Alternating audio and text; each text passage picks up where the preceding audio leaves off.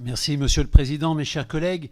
Avec ce budget 2019, nous avons à discuter de la première année de mise en œuvre de la LPM votée au printemps dernier. Les annonces budgétaires semblent être en conformité avec la LPM votée puisque nous pouvons constater que le budget est en augmentation. Cette hausse pour la deuxième année consécutive ne doit pas cependant faire oublier que la première mesure en matière de défense du tout nouveau président de la République avait été d'amputer le budget 2017 de 850 millions d'euros. Une fois de plus, c'est le programme 146 qui avait été le plus sollicité. Il est à noter, et c'est regrettable, l'absence de publication à ce jour de l'annuaire statistique de la défense 2018 qui faciliterait pourtant la vision globale en termes statistiques par rapport notamment au budget de la nation. En effet, cette augmentation de votre budget ne doit pas occulter le fait que la part des dépenses de la défense dans le budget de l'État a reculé de 0,1% en 2017 à 1,4% du PIB. Seule mission défense hors pension et hors anciens combattants. Loin donc des 1,7% du PIB annoncés par le gouvernement. La question du périmètre des dépenses à prendre en considération se pose donc une fois de plus. Mes chers collègues, vous pourrez reconnaître que cette distorsion entre les chiffres, pourtant tous publiés par le ministère des Armées, n'aide pas à la lisibilité du budget et entretient le doute sur l'effort réel accordé aux armées, dont la trajectoire affichée par le gouvernement est d'atteindre 2% du PIB en 2025, soit environ 50 milliards hors pension et à périmètre constant. La fin annoncée et demandée dès 2013 par le groupe Les Républicains des déflations d'effectifs dans les armées se concrétise cette année par la création de 466 postes supplémentaires pour les armées. La LPM votée fin 2013 prévoyait sur la période une réduction nette d'effectifs de 33 675 équivalents temps plein. Au final, et malgré ces annonces, le ministère de la Défense a perdu sur la période près de 500 postes. Venons-en au surcoût des OPEX. Véritable serpent de mer depuis des années du budget de la Défense qui devrait dépasser pour 2018 le milliard d'euros, puisqu'il y a environ 1,5 milliard d'euros au total, 1,3 pour les OPEX, 200 millions pour les OPINT, selon le CEMAT. La provision initiale a été fixée pour le budget 2019 à 850 millions d'euros, contre 650 millions en 2018, déjà en hausse par rapport à la précédente. La tradition veut que le surcoût par rapport au prévisionnel adopté soit financé sur interministériel, financé d'ailleurs à 20% par le ministère de la Défense. Une fois de plus, les députés Les Républicains demandent que le ministère de la Défense ne participe pas à cette réserve de précaution en vue de financer le surcoût OPEX. Il nous paraît évident que le ministère de la Défense ne doit pas payer deux fois. Mes chers collègues, au surcoût OPEX s'ajoute désormais le coût des opérations intérieures. Pour 2018, les missions intérieures bénéficient de 100 millions d'euros de crédit dans le programme 212, soit une hausse de 59 millions d'euros. Cette somme du titre 2 est inscrite dans la LPM, portant en réalité les sommes consacrées au surcoût OPEX-OPINT à 950 millions d'euros. Les députés du groupe Les Républicains restent inquiets quant à un éventuel financement par le ministère de la Défense du service national universel, ce qui serait contraire à l'article 3 de la LPM 2019-2025. Nous constatons en effet que le SNU n'est mentionné dans aucun document budgétaire alors qu'une expérimentation, certes réduite, est prévue dès 2019.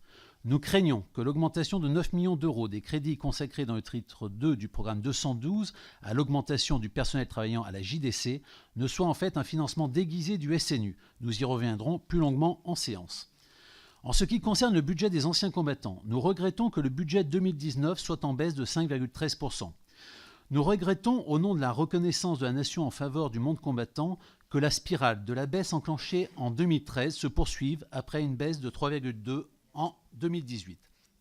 Malgré cette baisse du budget et grâce à la diminution naturelle des effectifs, le gouvernement peut cependant annoncer quelques mesures en faveur des anciens combattants ou de leurs ayants droit, comme la mise en place d'un mécanisme de solidarité au profit des enfants de harkis ou l'attribution de la carte du combattant pour les militaires déployés en Algérie après le 2 juillet 1962 et jusqu'en juillet 1964.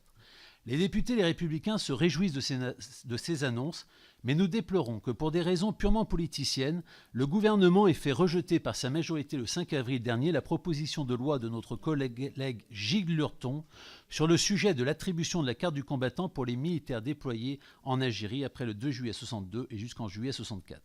Nous regrettons que ce budget des anciens combattants renoue avec les habitudes de l'ancienne majorité et rompt de nouveau avec la dynamique enclenchée il y a 10 ans par l'ancienne majorité UMP-LR qui avait pu permettre à la retraite du combattant d'augmenter de 30% sur la période 2007-2012 où son montant était ainsi passé de 488 € à 609 €.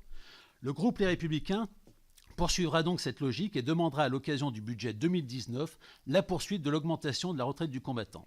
Il s'agit pour nous de rappeler notre attachement au monde combattant et de faire en sorte que cette augmentation soit régulière et ne dépende pas des aléas électoraux. Plus généralement, les députés LR s'associent aux associations d'anciens combattants qui font part de leurs inquiétudes quant à l'avenir de leur budget et sa refonte dans certains dispositifs existants.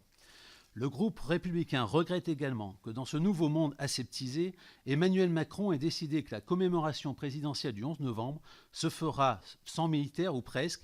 Il est à noter que ce choix diplomatique n'a pas été effectué par les Britanniques et les Américains. Faut-il aussi préciser que depuis le 11 novembre 2011, la France ne commémore plus seulement l'armistice de 1918, mais aussi tous les soldats tombés en opération extérieure. Pour conclure, le groupe Les Républicains, au regard de toutes ces remarques effectuées précédemment, s'abstiendra sur les budgets que vous nous présentez. C'est une abstention vigilante que nous formulons pour aujourd'hui en commission. Vigilante car nous avons été échaudés par le passé par des annonces qui ne se sont pas concrétisées budgétairement. En effet, le SEMA a récemment rappelé à quel point nos armées étaient, je cite, éreintées, sous-équipées, sous-dotées, sous-entraînées, épuisées par leurs multiples engagements qui dépassent largement leur contrat opérationnel. Ce qui démontre à quel point les députés LR, depuis 2014, ont eu raison à chaque audition, dès l'engagement de nos armées, dans le cadre de l'opération Serval, d'alerter l'exécutif de l'inadéquation entre la LPM 2014-2019, même réactualisée, et l'action de nos forces. Dois-je rappeler les commentaires à l'époque dithyrambiques de certains, affirmant en audition et à la presse que la LPM de M. Le Briand était totalement en adéquation avec les missions demandées, malgré les évidences.